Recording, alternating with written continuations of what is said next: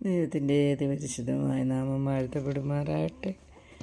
യാക്കോബിൻ്റെ ലേഖനം 1-ാം അധ്യായത്തിൻ്റെ 12-ാം വചനത്തിൽ ഇങ്ങനെ പറയുകയാണ്: പരീക്ഷ സഹിക്കുന്ന മനുഷ്യൻ ഭാഗ്യവാൻ.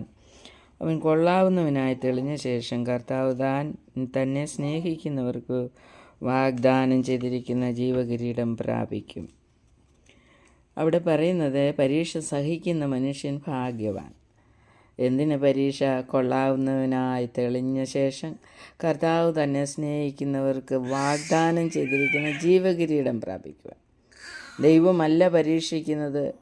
പിന്നെയോ സ്വന്തം മോഹങ്ങളിൽ അകപ്പെട്ട് 14-ാം വചനത്തിൽ പറയുകയാണ്, സ്വന്തം മോഹത്താൽ ആകർഷിച്ച് വശീകരിക്കപ്പെടുകയാലാകുന്നു എന്നവിടെ എഴുതിയിരിക്കുന്നു.